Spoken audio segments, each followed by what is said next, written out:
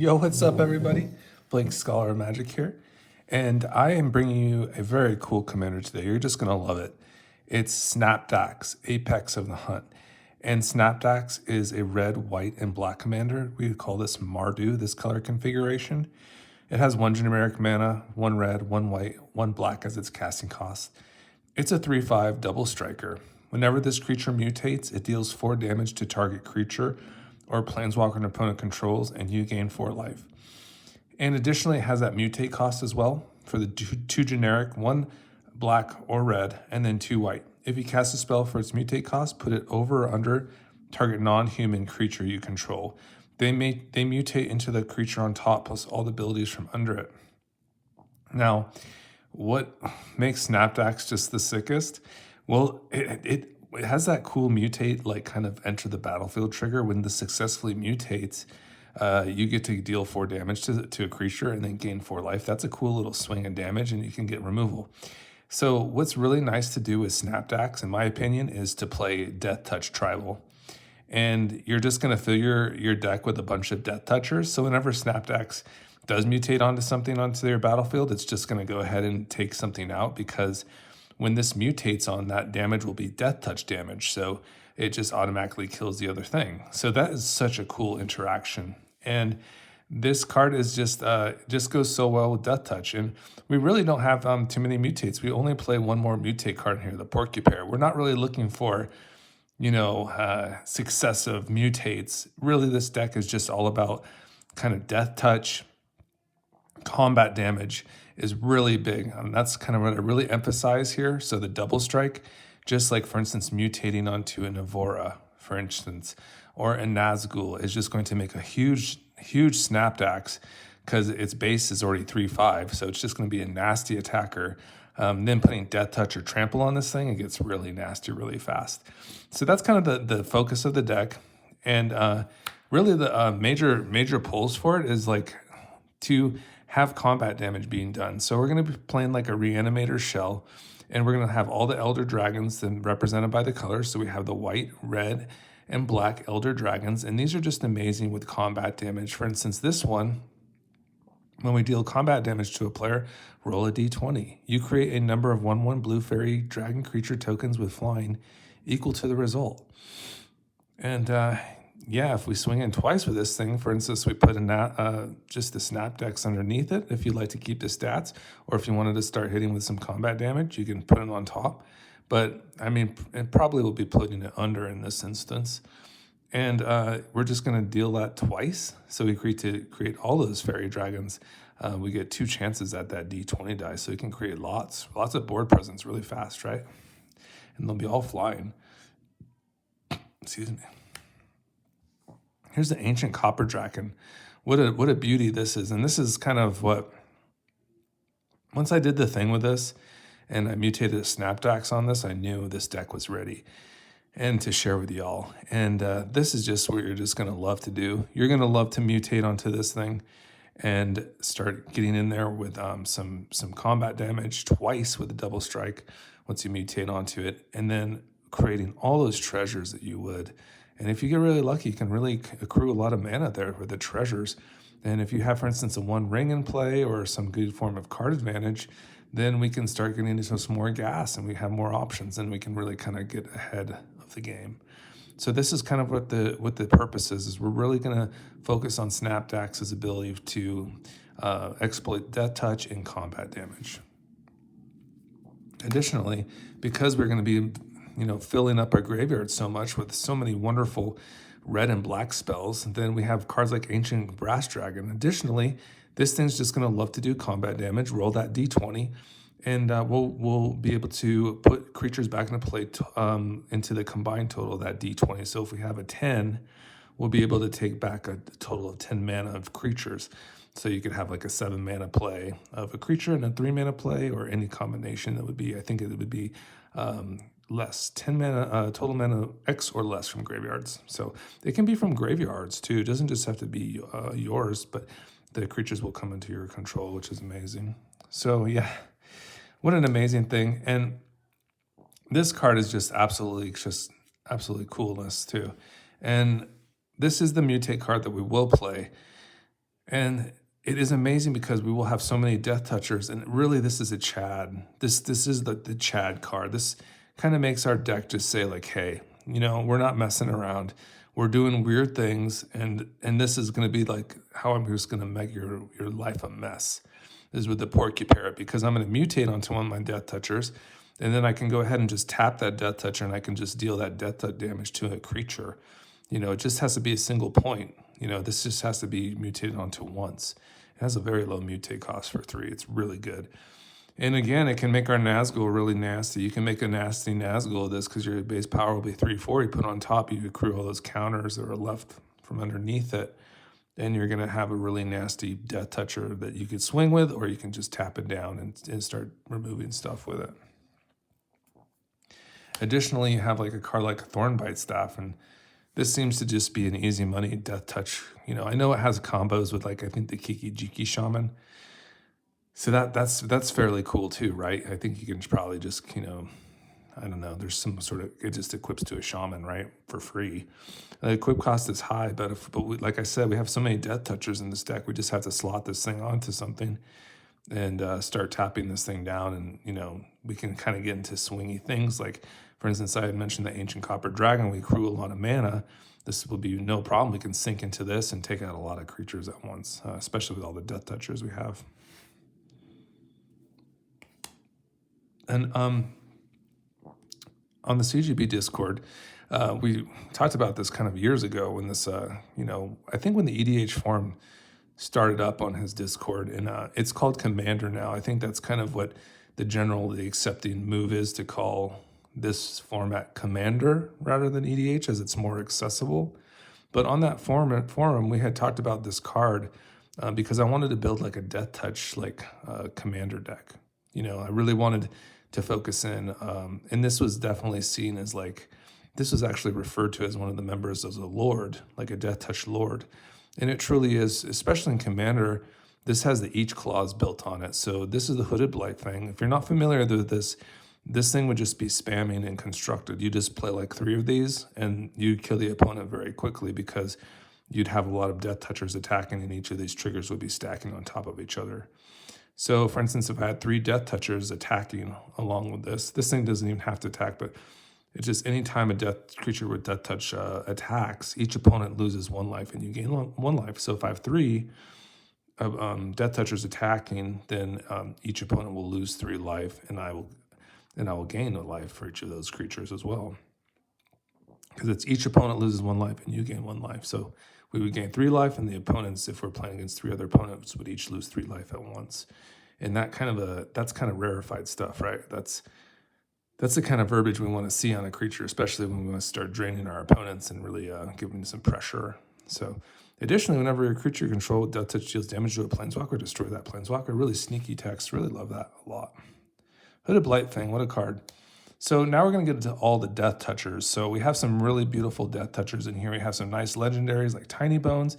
Once again, this would be very beneficial for a Snapdax to get onto it, because you'll do the double strike damage and you'll get 2 instances of going into the graveyard, which is really nice. And taking your opponent's things.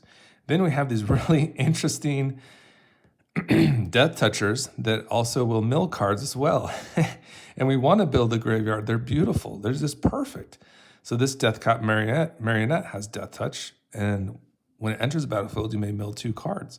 And I just want to remind you, if I mutate on this thing with a Snapdax, it's just easy removal. It's just like becomes like a Chupacabra all of a sudden, a Ravenous Chupacabra. It's just out of bounds. We have all these really awesome Death Touchers. Similarly, this one will mill cards. This one just is looking absolutely insane in the membrane, like this Slasher here, because this Slasher says, hey, each time I deal combat damage, I'm going to reduce your life total in half.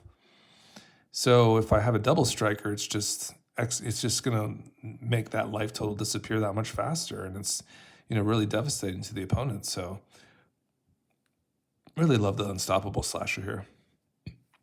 Really want to mutate onto that for sure. But if all else fails, we're just gonna mutate onto the Nazgul, and we're gonna have a great time. We're gonna have 2 of these on the battlefield at once. You got 3 on the battlefield. You're really getting to the money. And we'll play cards like also like Unearth, for instance, so that we can get into like, we'll play all the resurrection spells, but we'll even play like the 3-mana ones just so we can, get into this. Even white has access to like 3-mana resurrections like Recommission and Helping Hand, but we can just play Unearth because that's cycling too. So Nazgul, once again, it accrues those counters. So say, for instance, we get onto a 5/6 Nazgul that has like 4 1/1 counters on it, and a Nazgul goes on top. The Snapdax, that Snapdax will be a 4/9, or it'll be a 7/9. So it's just really nice stuff. It's just really gets your Snapdax a little bit more juice, and that double strike can really come into handy, right? So here's all the Nazgul. We got all 9 Nazgul. They all have Death Touch, so they all work into that Death Touch tribal, kind of emphasis that we have. This is really beautiful stuff, just really good. Fun stuff. Interesting things. This is another like insane card. And similarly, this thing, because of the text box and mutate, whether you put it under or underneath, it will retain that characteristics. The power will be dictated by that text box for mutate. So we put Snapdax on top of this, and it will still be having that characteristics of its power equal to the number of card types among cards in our opponent's graveyards. So this thing is usually like a 9-power creature. It can be even higher because there's so many other like types of cards nowadays. It's like there's battles, there's arcane spells, there's so many like different things that kind of add to that type. Planeswalkers, it's just lands, it just goes on and on, the types. So this thing's going to be very strong. We put Snapdax on it, then the base power will grow once again. So it'll have that 3 characteristic as its base, plus 1 or equal to. Interesting. Yeah, I do believe it will still remain the characteristics. This is an interesting card nonetheless. I do believe that it will still have that.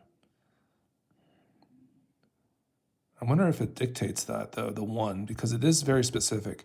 So we'll have to look into that, but at the very least, we could even just go off of that the text box dictates the power, that the Snapdax power is equal to 1 plus the number of card types among cards in our opponent's graveyards.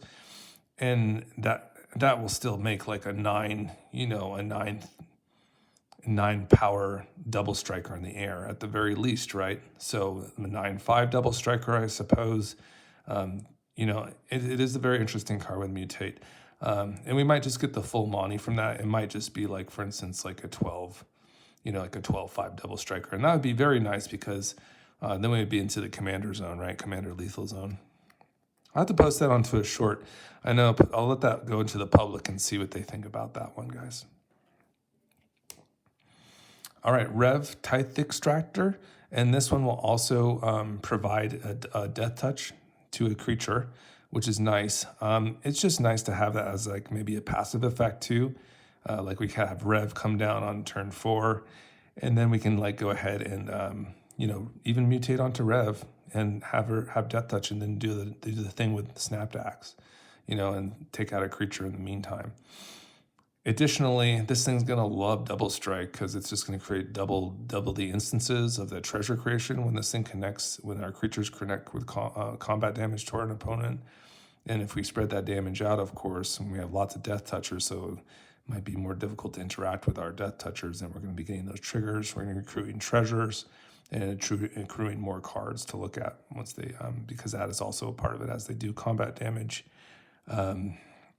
We'll also get to look at that top player's library and exile face down and play that card for as long as it remains exiled. All right, here's the Angel of Suffering. And this was also just like, this will also go into, we're going to play like a Kali the Vast angle too. So because we already have the Elder Dragons, I figured, well, let's put in some nice angels that will also kind of beef up our graveyard. In addition to that, we can also have some demons as well. So that will also help our graveyard. So Angel of Suffering will help us mill some cards as long as instead of combat damage being dealt to us or damage in general, prevent that damage and mill twice that many cards. Additionally, we have the Burning Rune Demon here. This one's beautiful. It's one of my favorite demons to resurrect. It really gives like opponent into a bad spot where, for instance, you could put like an ancient copper dragon in your hand and another ancient dragon into your graveyard, and then you have like a really bad, instance. This is really, and just in general, like a Kalia deck, Kalia the Vast, this is a really like kind of trump card because you can have a Burning Rune Demon come down onto the battlefield, and then you can go and basically tutor for your best dragons that love to like do combat damage, and or other creatures in general that you would want to resurrect. And this is like basically says, okay, I'm going to put one card into the grave and one to my hand, and opponent, you have to choose. So it's really great. Valgavoth, just that perfect, resurrection spell, just very difficult to deal with in general. I mean, I guess you can get, like, if you need to sacrifice some things, maybe you would have to, like an Otawara, for instance, right?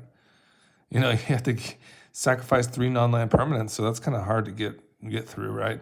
So this is just a nasty thing, and it has its 9/9 lifelinker. It accrues value when opponents discard cards or cards go into the graveyard for whatever reason, so it's really good. These are all just beautiful angels, demons, and dragons. So that's kind of what we're working with in the Mardu colors. It's very satisfying to, get into, and I get to like use cards that I were just kind of chilling in my binder and just kind of accruing dust. So I get to put an Avacyn in my deck now, and that seems kind of fun. And then we go into the ways of like, how do we like resurrect these things? So you have like a variety of ways, but this one is just kind of more straightforward. But the red is really what kind of appeals to me, to be honest. The black is just so very good, though. Of course, we can entomb cards and just put any card from our library into our graveyard. We can do the same thing with Unmarked Grave. That's nice. Stitcher Supplier is just going to mill a lot of cards for us. It's just a nice form of getting things into the graveyard. Mesmeric Orb, also additionally, just another great card to build up our graveyard. Ripples of Death is just an all-star, just gets you that value, gets you some cards back, which is crazy, at the cost of some life. Timurit Calls It Dead, just another juicer. Just builds your graveyard so well. Troll of Khazad-dûm is like a self-enabler. It like will put itself, it'll cycle itself into the graveyard, and that's nice. That could be a nice 6/5. If we do resurrect a troll, it might not be so bad to put Snapdax on that. Get some menace on them and start getting them for commander damage. Even if it's just the 3/5, because that menace clause is really good. It can't be blocked by 3 creatures, by 3 or more creatures, except by 3 or more creatures. Here's Faithless Looting. So we're getting into the red, and the red is just exceptional for building our graveyard. It's just really gives us selection too. So we love Faithless Looting. Just the cards that have come out recently, Fear of Missing Out.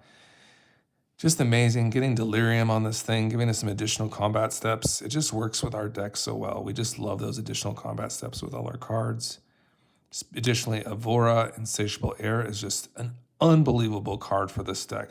This thing just pops the hell off. And the fact that you can, mutate onto Avora with Snapdax and have Trample and then continue to grow based on cards getting discarded, it's just insane. And then the Double Strike gets you more blood tokens. This card is a bomb. It's just an absolute bomb, I'm telling you. Especially like Inti. Like Inti is just crazy too. This card is just whacked. These cards were so cool. Like they're just, red is so awesome. It really adds a lot to this deck. It adds like a different dimension to it altogether. Gamble is just that interesting, like a tutor / discard effect. Just really interesting card in general. Fable of the Mirror Breaker. This is just another beautiful kind of discard type of effect. And we can also copy some of our sweet things that we resurrect as well, as long as they're non-legendary. Awesome. Ox of Agonis. Just an amazing like payoff for your graveyard. Has to go in. Has to be in your 99. For red decks that have graveyard synergy at all, that you're putting massive amount of card, because that escape cost is so low. It's only 2 red. And when you're down on gas, you can just take exile cards from your graveyard, those eight cards, and then you just slap this thing on. It's a 5/3, and you just refuel your hand. It's a bomb. It's a major bomb. Here's Reanimate, and this is just extremely strong. You resurrect a card that's in your graveyard, you lose life equal to its converted mana cost, sorcery speed. Persists similarly does the same thing, but the creature will come with a -1/-1 counter on it, and it can only be non-legendary creatures from the graveyard. Dance of the Dead will get through all those restrictions. It actually will come to the graveyard, to the battlefield with a 1/1. So that's pretty cool. But the thing about this is it would be tapped. But still, like it's great for our Valgavoth. It could just sit untapped. You know, it just depends on what you want to do. I mean, it's just a great reanimator spell. Similarly, Animate Dead. This is just another sick one. And this thing gets into all the graveyards. You know, this similarly, the Dance of the Dead, they just go to any graveyard. So they're just very strong.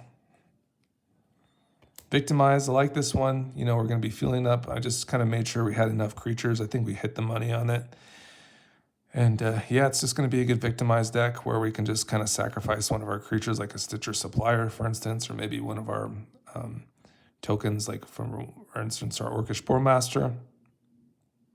Yeah, we have a little bit of fodder there. Even maybe we want to get rid of our Angel of Misery.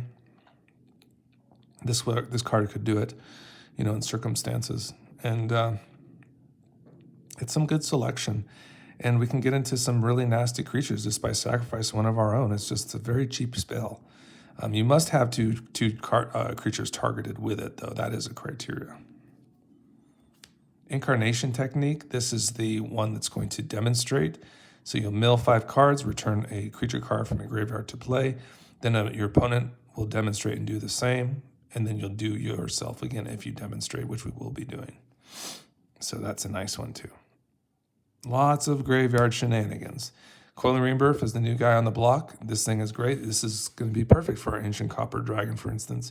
You know, those dragons, they don't really care like how strong they are. They just want to connect with damage, you know, and that's really the criteria. If we have 2 Ancient Copper Dragons, it's just better for us because if one gets removed, we can still mutate onto the other one and still have a nice flyer, a nice 3/5 flyer, Snapdax, and each time he does combat damage, we're going to roll that D20 and create that many treasures. So it's just beautiful, beautiful stuff.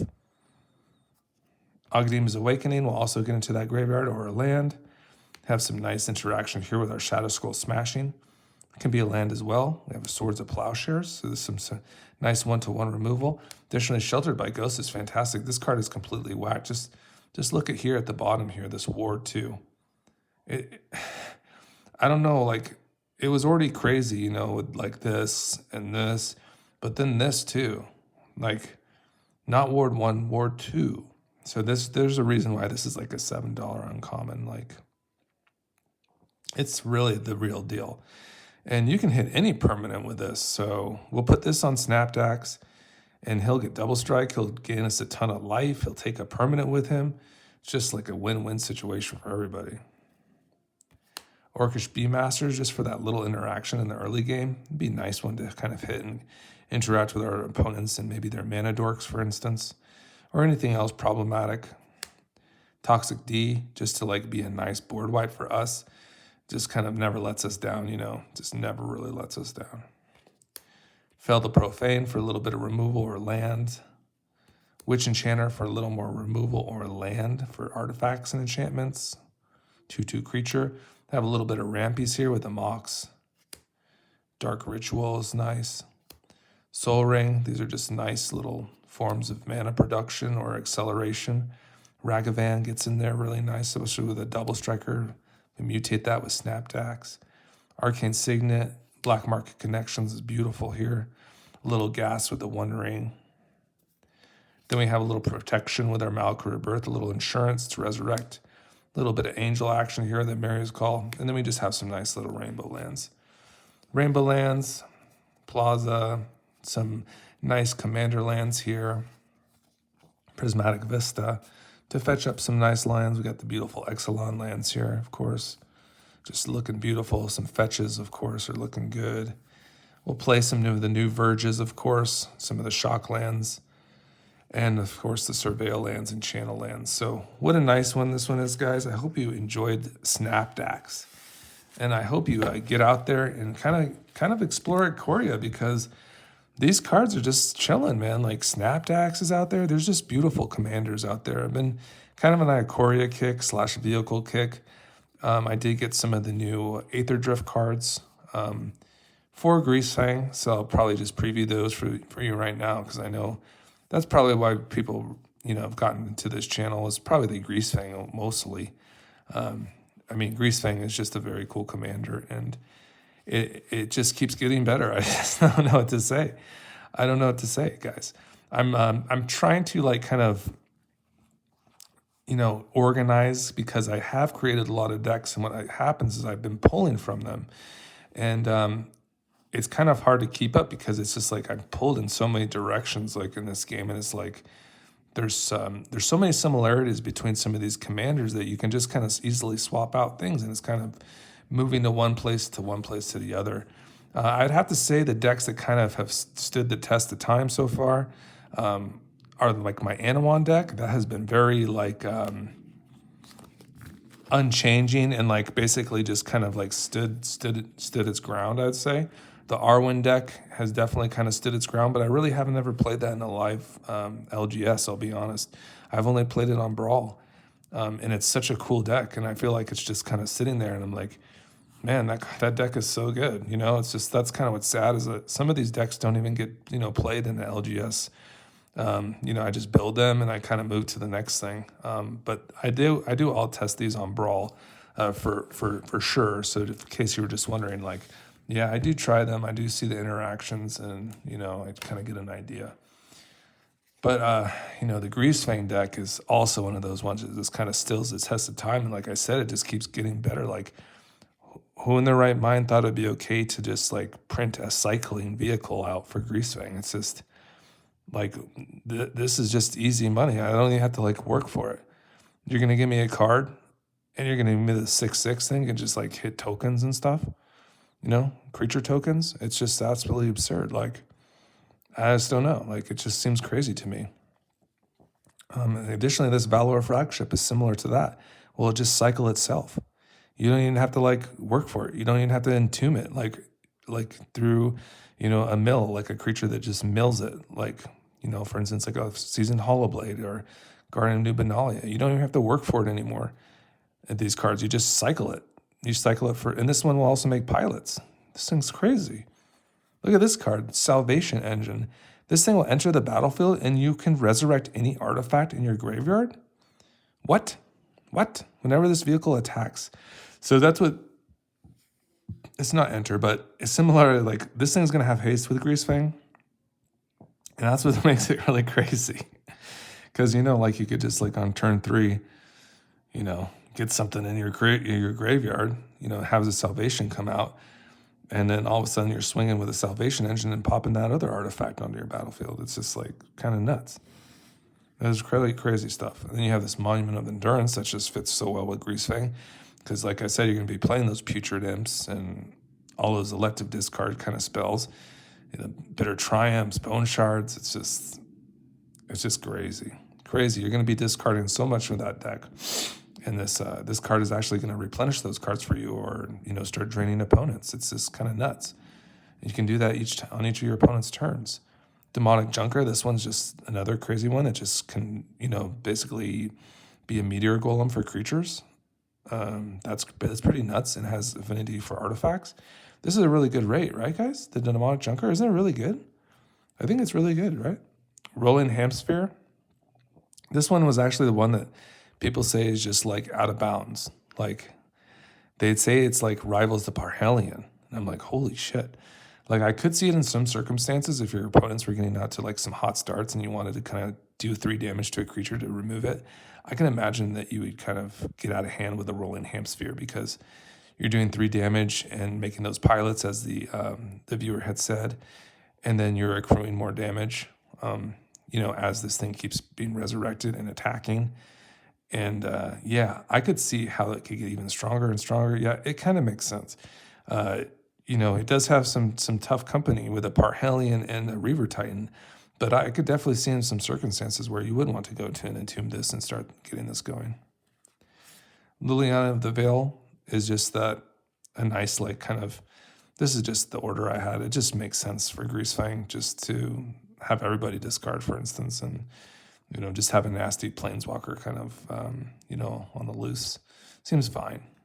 And then this Cabal Initiate, this is just like an elective discard one that just kind of went under my radar for a while, but I kind of did a little research and I wanted to find another one to go with a monument. And this is what we're talking about, like the elective discard for Greasefang. So, and of course I got the Gaia Reach Sanitarium, which is a land, and it also just draws and discards. So yeah, Greasefang is coming up. That'll probably be next. Thanks for staying in by from me, guys. I appreciate all the support. We're very close to 300 subscribers, so maybe this video can just get us there. I'd appreciate if you hit that button. It'd be very, very nice for me. And here's the giveaway for 300 subs. Just be a subscriber and comment on the videos, and I'll consider you for the giveaway. In addition, we have a beautiful Death Touch commander here too for Golgari. Isn't that nice? And I did find the beautiful Kamigawa treatment for that thing of Shigeki. So, and you're going to get Hooded Black Fang as well. So I thought it would be cool to like kind of get you on your way, or maybe give you some ideas to stimulate you for Ophelia, because she is a snake, Gorgon, a snake and Gorgon. These are snakes. Snake and Gorgon commander. Yeah, she's nasty, huh? She's going to deal lots of damage, huh? That 5 mana sink is pretty nasty. Aurelia too. These are just the cards that are part of the giveaway, some lands. If you have any ideas for any other cards you're interested in for the giveaway, let me know. And I'll consider them for the giveaway. And then we'll probably be giving away a Great Henge for the 400. I figured I'd probably do something cool like that. So that's about that. I hope you all have a wonderful day. Let me know how you are. Bye-bye.